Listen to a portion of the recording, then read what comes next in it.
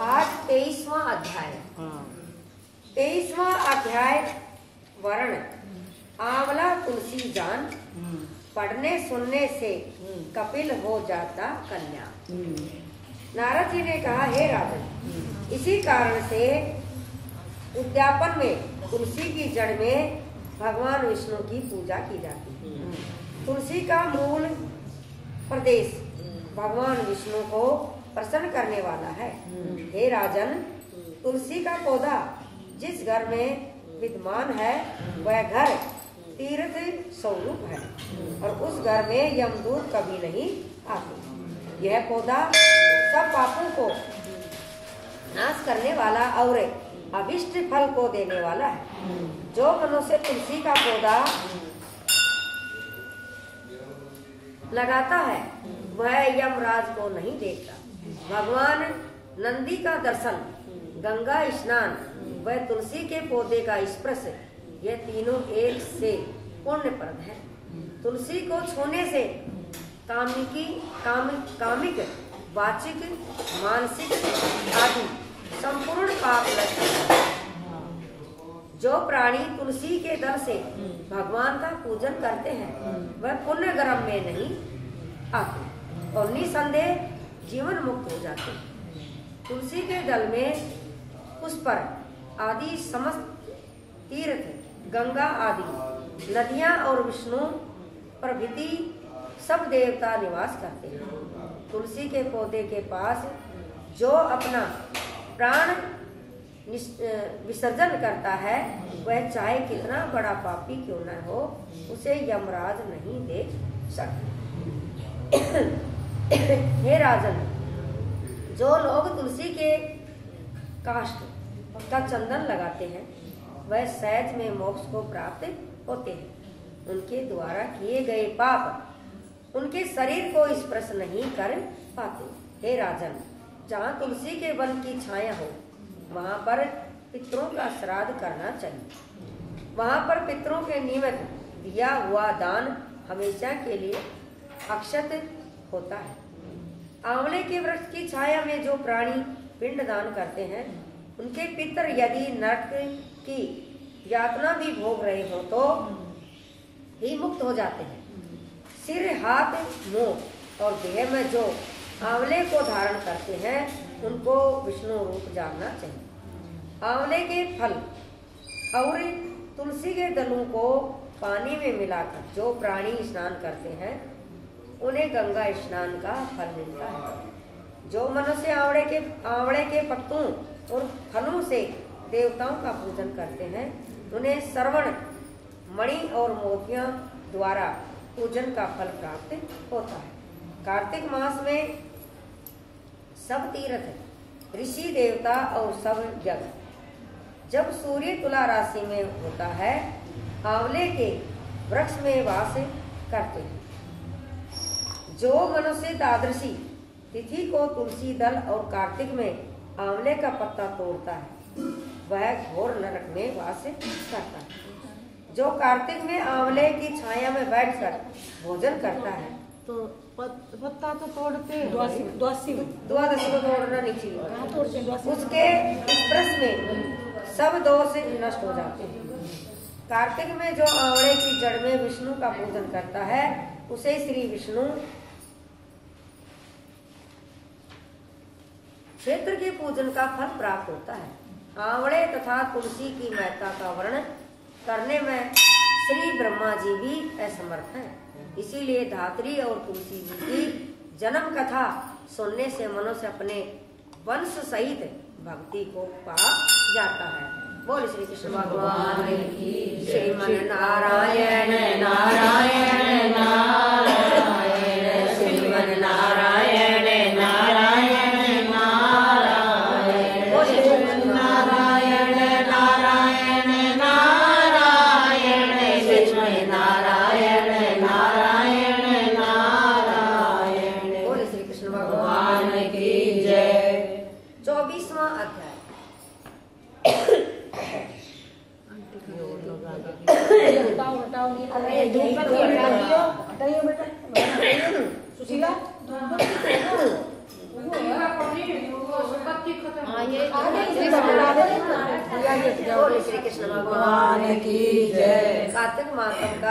24वां अध्याय। लिखवाओं से निज दया से सुंदर भाव बताकर कार्तिक मास 24वां अध्याय सुनो सुधा कर। राजा पृथु ने कहा, हे नारद जी, आपने तुलसी के इतिहास, व्रत, मातम के बारे में कहा। अब यह बताने की कृपा करें कि कार्तिक मास में क्या और भी देवताओं का पूजन होता है, यह भी मुझे समझाकर कहिए। नारद जी ने कहा, पहले समय में पर्वत के निकट कर्तिपुर में एक धर्मात्मा धर्मदत्त नामक ब्राह्मण रहता था। वह भगवान विष्णु के सब व्रत करता था। एक दिन कार्तिक मास में वह एक पहर रात शेष रहने पर जागरण के लिए भगवान विष्णु के मंदिर में हर प्रकार की सामग्री लेकर जा रहा था कि मार्ग में उसने एक बड़ी भयंकर राक्षसी को देखा, जिसके बड़े बड़े दांत, लपकती हुई जीभ और लाल लाल नेत्र थे। उसका शरीर नंगा और मांस रहित था। उस भयंकर राक्षसी को देखकर धर्मदत्त बुरी तरह कांपने लगा। अन्य कुछ उपाय न देखकर उसने पूजा वाली थाली और जल का लोटा उसके ऊपर फेंक दिया, क्योंकि उसने भगवत नाम का जप करते हुए वह सामग्री और जल का लोटा जिसमें तुलसी दल पड़ा था उसको मारा था, जिससे उसके जन्म जन्मांतर के पाप नष्ट हो गए और पूरा जन्म याद आ गया। वह हाथ जोड़कर धर्मदत्त के चरणों में गिर पड़ी और बोली, हे विप्र, मैं पूर्व जन्म के कर्मों के फल से इस अवस्था को प्राप्त हुई हूँ। नारद जी ने कहा, हे राजन, उसे इस प्रकार प्रणाम करते देख अति विस्मित होकर धर्मदत्त ने पूछा, तेरी यह अवस्था किस कर्म के कारण हुई? तू पूर्व जन्म में कहाँ रहती थी और तेरा क्या चरित्र था? यह सब कुछ मुझे बताओ। उस राक्षसी ने, जिसका नाम कला था, उसने कहा कि हे ब्राह्मण, सौराष्ट्र में भिक्षुक नाम का एक ब्राह्मण रहता था। मैं उसकी पत्नी थी। मेरा स्वभाव बड़ा ही निष्ठुर था। मैंने अपने पति का कभी भला नहीं चाहा, न उसे कभी अच्छा भोजन और न मिठाई ही खाने को। मैं प्रतिदिन उससे लड़ती झगड़ती रहती थी। मुझे इस प्रकार की झगड़ालू देख तथा नित्य पति के कलह से तंग आकर मेरे पति ने दूसरा विवाह करने का निश्चय कर लिया। यह सुनकर कि मेरा पति दूसरा विवाह कर रहा है, मैंने उसके विवाह से पहले ही विष खाकर आत्महत्या कर ली। मेरी मृत्यु के बाद यमदूत आए और मुझे गदा से मारते हुए यम के पास ले गए। यमराज ने देखकर चित्रगुप्त से पूछा, हे चित्रगुप्त, इसने क्या कर्म किया है? जो भी कर्म इसने किए हैं उनका फल इसे भोगना होगा। कलहा ने कहा, हे ब्राह्मण, चित्रगुप्त ने यमराज से कहा, इसने अपने जीवन में कोई भी अच्छा काम नहीं किया।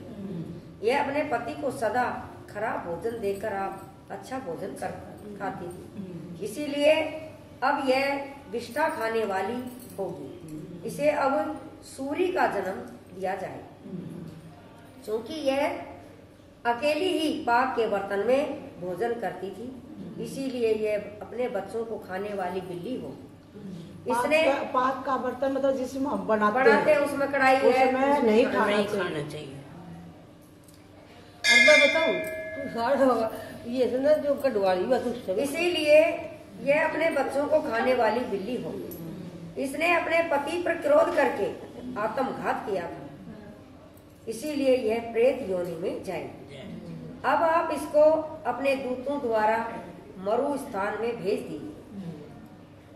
वहां पर यह बहुत दिनों तक प्रेत योनि में रहकर फिर यह पापनी अपनी तीनों योनियों को भोगे। 100 हे ब्राह्मण, मैं 500 वर्ष से प्रेत योनि में हूँ और भूख प्यास के कारण नित्य दुखी रहती हूँ। एक दिन भूख से तंग आकर मैं एक वैसे के शरीर में प्रवेश हो गई। उसके शरीर द्वारा मैं कृष्णा और वेणी के संगम पर इस देश में आ पहुंची। एक दिन भगवान शंकर व विष्णु जी ने मुझे बतलाया, उसके शरीर से बलात् उसके शरीर से बाहर निकाल दिया। फिर मुझे आप दिखाई दिए। आपके लोटे में से तुलसी जल का छींटा मेरे ऊपर पड़ा, जिससे मेरे सब पाप नष्ट हो गए। हे द्विजोतम, अब आप मुझे यह बताइए कि आगे होने वाली तीनों योनियां और इस प्रेत शरीर से किस तरह मेरी मुक्ति होगी। धर्मदत्त कलह की बात सुनकर उसके पिछले कर्मों और वर्तमान अवस्था को देखकर बड़ा दुखी हुआ। उसका दुख देखकर उसका चित्त पिघल गया। फिर उसने दुखित भाव से कहा, बोले श्री कृष्ण भगवान की जय। गोविंद हरे मुरारी, हे नाथ नारायण वासुदेवा।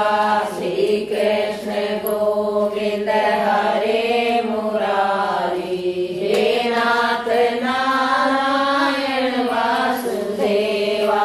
हे नाथ नारायण वासुदेवा, हे नाथ नारायण वासुदेवा।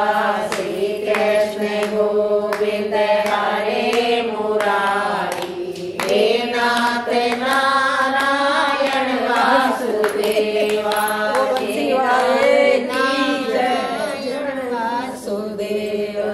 मैंने ओढ़ी चुनरिया तेरी पिया, मैंने ओढ़ी चुनरिया तेरी पिया, मैं तो तुम्हें मना बन के जोगनिया काना के वृंदावन जाऊंगी। मैंने ओढ़े चुनरिया तेरी पिया, मैंने ओढ़े चुनरिया तेरे पिया, मैं तुम्हें मनाऊंगी। बन के जोगनिया काना के वृंदावन जाऊंगी। मैं बन के जोगनिया काना के वृंदावन जाऊंगी। जमुना किनारे बना झोंपड़ी, जमुना किनारे बना झोंपड़ी। राधे राधे श्याम रघुवीर, राधे राधे श्याम रघुवीर। जो ना माने मेरे पिया, जो ना माने मेरे पिया, उन्हें मनाऊंगी। बन के जोगनिया